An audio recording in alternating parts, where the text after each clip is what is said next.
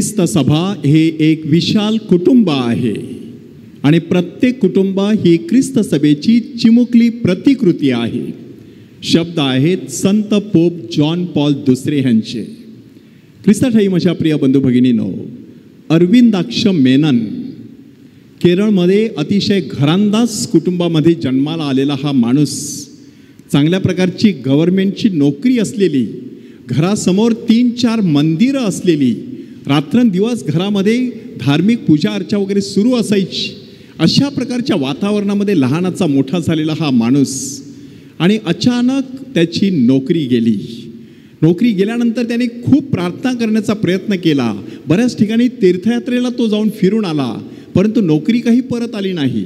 मग त्याच्या मनामध्ये एक शंका निर्माण झाली, खरोखर परमेश्वर ह्या जगामध्ये आहे का? ह्या परमेश्वराची पूजा अर्चा करण्याची काय आवश्यकता आहे का? तो खरंच आपल्या प्रार्थना ऐकत असतो का? अशा प्रकारचे तर्क वितर्क तो करू लागला. आणि मग शेवटी त्याने निष्कर्ष काढला, परमेश्वर ह्या जगामध्ये नाही. आणि मग तो गावोगावी हिंडून लोकांबरोबर बातचीत करायला लागला. संभाषण करत असताना त्यांना पटवून देण्याचा प्रयत्न करू लागला की देवळात जाण्याची गरज नाही, परमेश्वराला भजण्याची आवश्यकता नाही, परमेश्वर ह्या जगामध्ये अस्तित्वात नाही. आणि एक दिवस एके ठिकाणी अशाच प्रकारे भाषण करत असताना त्या लोकांमध्ये एक विद्वान पंडित बसला होता. त्या विद्वान पंडिताने ह्या मुलाची भेट घेतली. तोपर्यंत हा मोठा माणूस, चांगलं लग्न झालेलं, 1-2 मुलं त्याच्या कुटुंबामध्ये असलेली, असा माणूस असं वक्तव्य करत आहे हे पाहिल्यानंतर तो विद्वान पंडित थोडासा आश्चर्यचकित झाला. त्याने त्याची भेट घेऊन त्याला सांगितलं, बाळा तू खूप छान बोलतोस, परंतु जीवनामध्ये तू 2 चुका केलेल्या आहेत.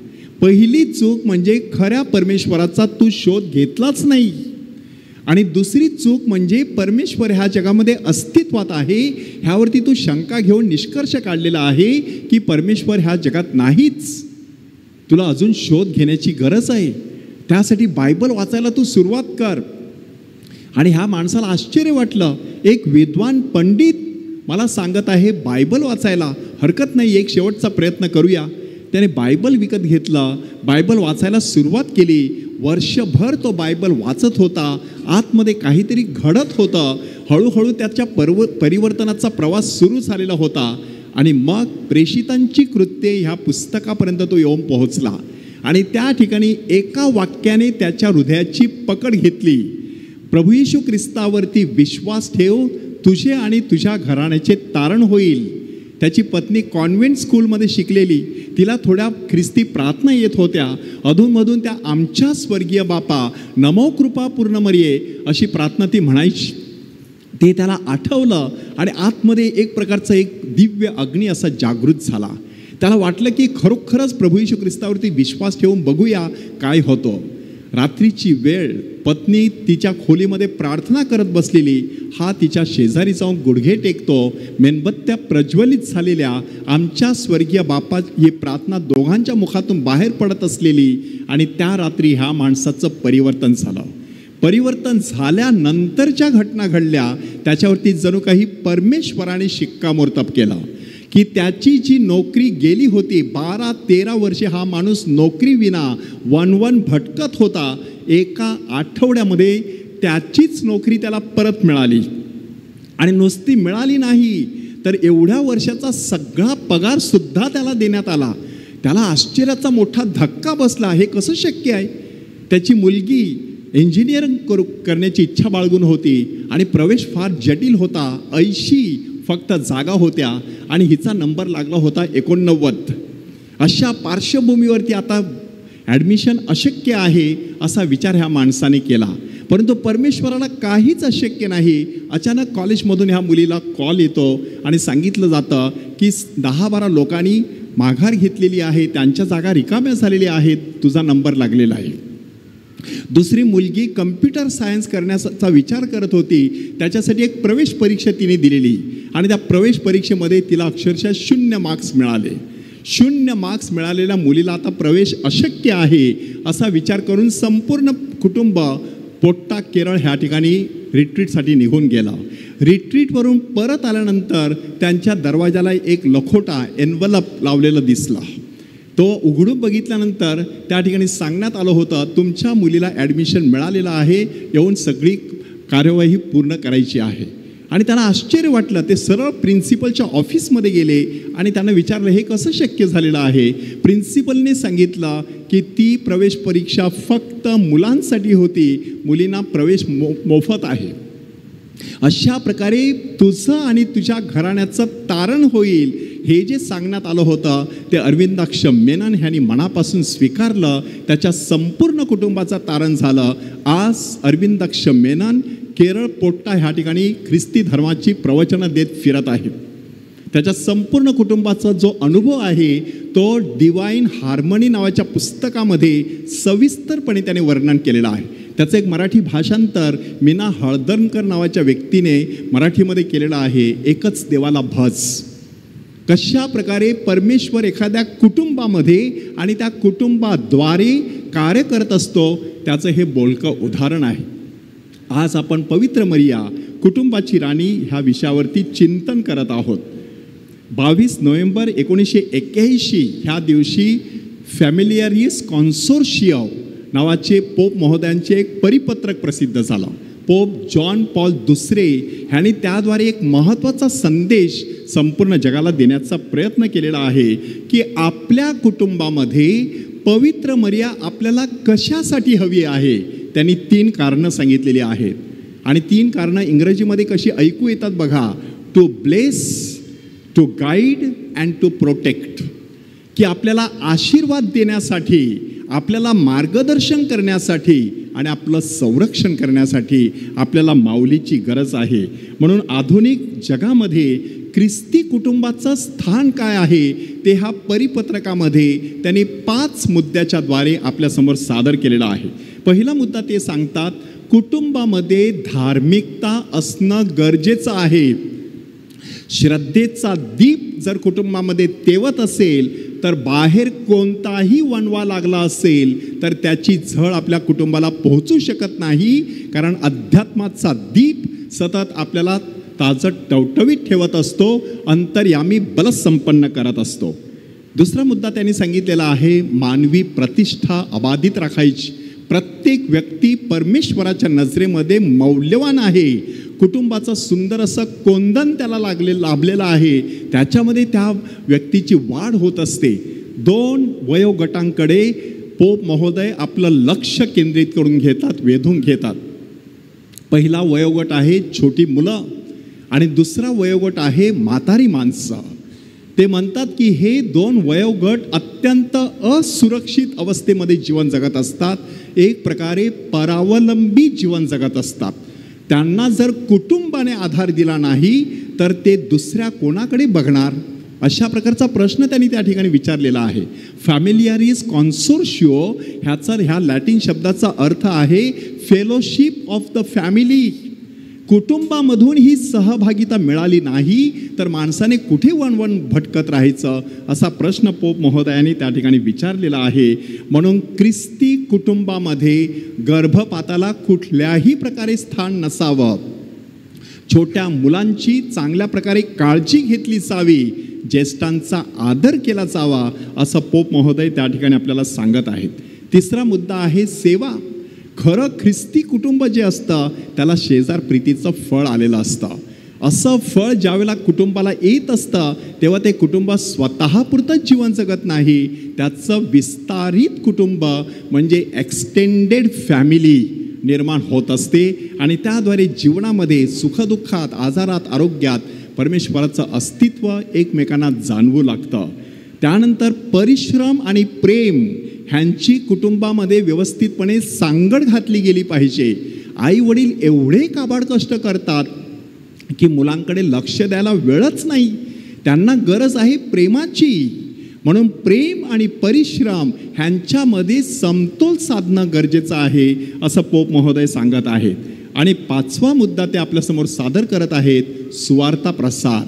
ज्याप्रमाणे अरविंदाक्ष मेनन ह्यांना परमेश्वराचा अनुभव आल्यानंतर आज ते सुवार्ता प्रसार करण्यासाठी बाहेर पडलेले आहेत, तसा प्रत्येक कुटुंबाने जगाचा प्रकाश आणि पृथ्वीचं मीठ बनवून ह्या जगामध्ये परमेश्वराची सुवार्ता पसरविण्याचा प्रयत्न करावा, असं पोप जॉन पॉल दुसरे ह्यांनी फॅमिलियारिस कॉन्सोर्शिओ ह्या आपल्या परिपत्रकामध्ये आपल्याला सांगितलेलं आहे. त्यानंतर संत जॉन पॉल दुसरे ह्यांनी 31 डिसेंबर 1995 साली मरीच्या विनंतीमालेमध्ये शांततेची राणी ह्या पदाच्या अगोदर कुटुंबाची राणी हा शब्द घातला जावा, अशा प्रकारची सूचना किंवा घोषणा केली. आणि तिथपासून आपल्या विनंतीमालेमध्ये आता आपण कुटुंबाची राणी हा शब्द वापरतो. त्यामागची पार्श्वभूमी पोप महोदयांनी स्पष्ट केलेली आहे की हे कुटुंबामध्ये ज्यावेळेला आपण प्रार्थना करत असतो तेव्हा आपली राणी साक्षात पवित्र मरिया आहे हे त्या कुटुंबाने कधीच विसरू नये, म्हणून ती आठवण करून देण्यासाठी ते पद त्या ठिकाणी समाविष्ट करण्यात आलेलं आहे. पोप फ्रान्सिस अजून 2 पावलं पुढे जातात. आमोरिस लेतेत्सिया म्हणजे प्रेमाचा आनंद नावाचं सुंदर असं प्रेषितीय आज्ञापत्र पोप महोदयांनी लिहिलेलं आहे की कशा प्रकारे कुटुंबामध्ये आपण प्रेमाचं सौंदर्य शोधलं पाहिजे, त्या प्रेमामधला जो आनंद आहे तो लुटला पाहिजे. आणि तो लुटण्यासाठी त्यांनी सांगितलेलं आहे की कुटुंब ही श्रद्धेची शाळा बनली पाहिजे. त्या श्रद्धेच्या शाळेमध्ये आदर्श रूप कोण आहेत की नाझरेतचं पवित्र कुटुंब. त्यामध्ये योसेफाची भूमिका किती सुंदर आहे बघा.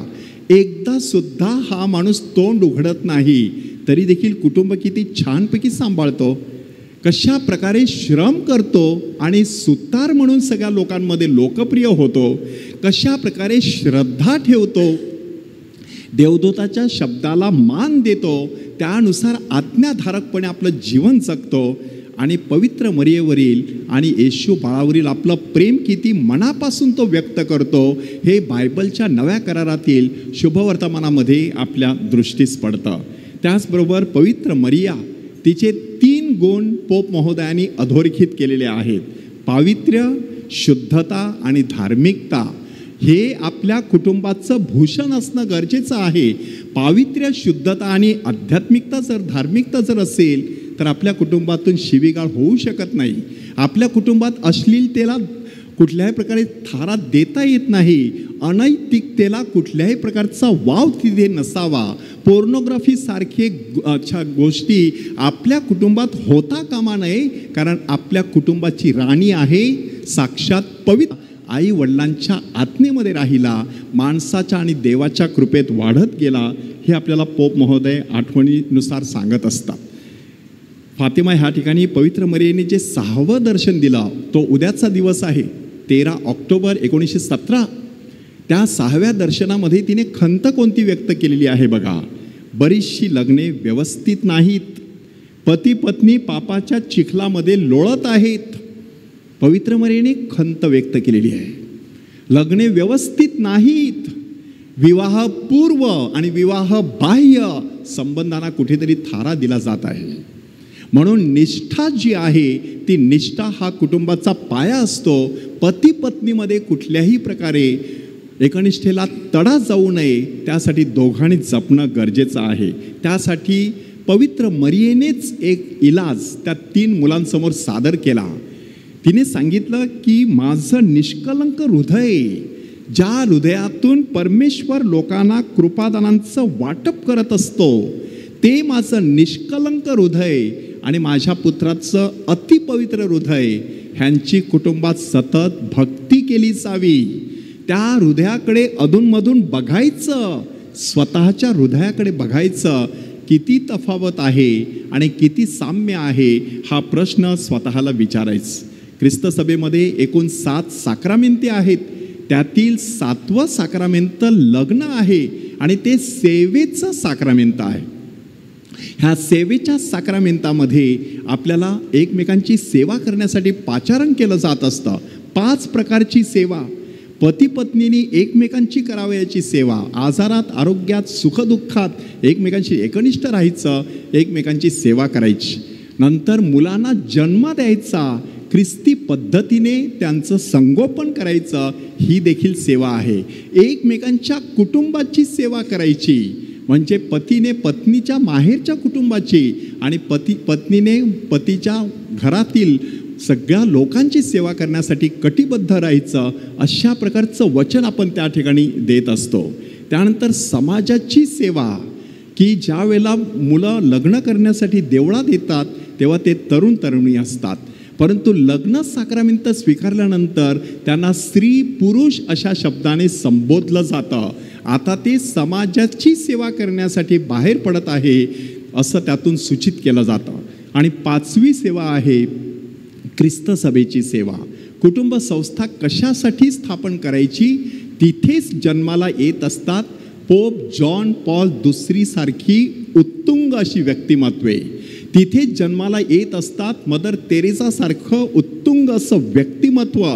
आणि म्हणूनच कुटुंबामध्ये अशा प्रकारची परिस्थिती निर्माण करायची की त्याद्वारे ख्रिस्त सभेला चांगल्या प्रकारच्या व्यक्ती मिळणं गरजेचं आहे. हा सेवेचा आनंद आपण आपल्या जीवनात मिळवू शकतो, त्यासाठी माणसाने प्रयत्नशील राहायचं आहे. आता आपण स्वतःच्या कुटुंबाकडे थोडीशी नजर टाकूया की आपल्या कुटुंबातील कोणत्या गोष्टी अभिमानास्पद आहेत आणि कोणत्या गोष्टी लाजिरवाण्या आहेत. अभिमानास्पद अशा गोष्टी आमच्या वेदीवरती डिकन आनंद पाटील अधूनमधून सेवा करण्यासाठी येत असतात. आता 4-5 महिन्यांनी ते धर्मगुरू होतील. त्यांच्या कुटुंबासाठी केवढी मोठी अभिमानास्पद अशी गोष्ट आहे. अशा कितीतरी गोष्टी प्रत्येक कुटुंबामध्ये आहेत. कोणाचा तरी मुलगा काहीतरी विशेष कर्तृत्व बजावतो, कोणाची तरी मुलगी CA होते, डॉक्टर होते, इंजिनियर होते, मोठ्या पदावरती जाते, समाजाची सेवा करण्यासाठी पुढे येते, गायन मंडळामध्ये सुमधुर आवाजामध्ये गायन करत असते, उपासनेमध्ये सहभागी होत असते. अभिमानास्पद अशा काही गोष्टी आहेत. परंतु लाजिरवाण्या अशा देखील गोष्टी असू शकतात की कुटुंबामध्ये मद्यपान करणारी एखादी व्यक्ती असते, संपूर्ण कुटुंबाचं नाव खराब करण्याची शक्यता असते. म्हणून स्टीवन कोव्ही यांनी एक पुस्तक लिहिलेलं आहे 7 हॅबिट्स ऑफ इफेक्टिव्ह पीपल. म्हणजे प्रभावी व्यक्ती असतात त्यांच्या 7 सवयी असतात. त्यातील एक महत्त्वाची सवय कोणती, अशी कोणती गोष्ट आहे की जी केल्यामुळे मी अधिक चांगल्या प्रकारचं जीवन जगू शकतो, आणि अशी कोणती गोष्ट आहे की जी टाळल्यामुळे मी अधिक चांगल्या प्रकारचं जीवन जगू शकतो. अल्कोहोलिक एनॉनिमस संस्थेमध्ये मी फिरत असतो. 55 वेळा मी त्यांच्या सभेमध्ये बसलो आणि मला अनुभव काय आला, दारूच्या एका घोटापासून फक्त 24 तासासाठी दूर राहण्याची प्रतिज्ञा ते घेत असतात.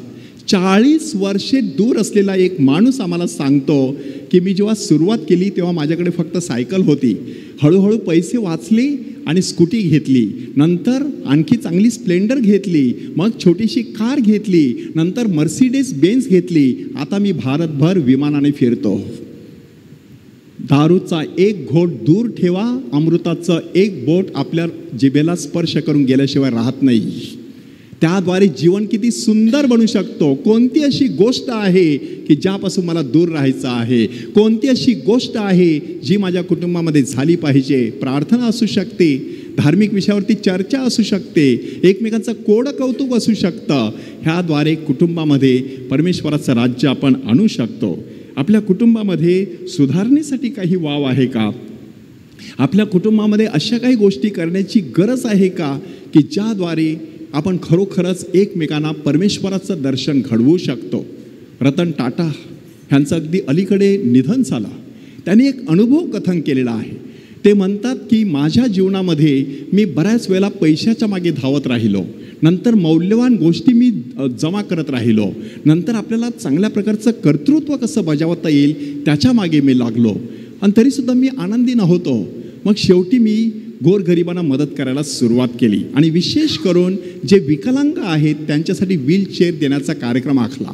आणि एका कार्यक्रमामध्ये असा मला स्पर्श झाला की त्यानंतर माझी संपूर्ण दृष्टी बदलून गेली की त्या ठिकाणी व्हीलचेअर वाटल्यानंतर ती सगळी दिव्यांग मुलं जणू काही चौपाटीवरती आपण पिकनिकला आलेलो आहोत अशा प्रकारे हसत खेळत होती आणि संपूर्ण त्या सभागृहामध्ये व्हीलचेअरवरती घुमत फिरत होती.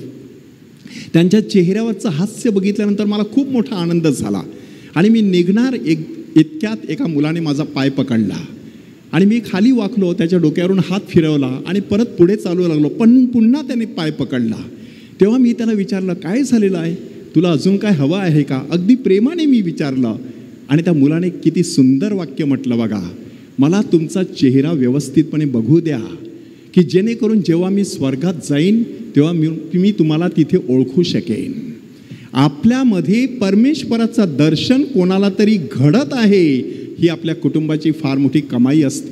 त्याच रतन टाटा ह्यांना कोणीतरी विचारलं, कोविडच्या काळात तुमचं किती नुकसान झालं? त्यांनी सांगितलं, नुकसान बाजूला राहू द्या, माझा जीव वाचला हाच माझा फायदा झालेला आहे. जीव महत्त्वाचा आहे. कुटुंबामध्ये प्रत्येक व्यक्ती महत्त्वाची आहे. त्या व्यक्तीला ज्यावेळेला आपण आदर सन्मानाने वागवत असतो तेव्हा त्या कुटुंबामध्ये चर्चची चिमुकली प्रतिकृती दिसायला सुरुवात होत असते आणि संपूर्ण जगभरचं कुटुंब जे आहे, चर्च जे आहे, ते आपणा सर्वांना कुटुंबासमान भासू लागतं. तशी कृपा मिळावी म्हणून कुटुंबाची राणी पवित्र मरिया हिच्या मध्यस्थीद्वारे परमेश्वराकडे कृपा मागूया.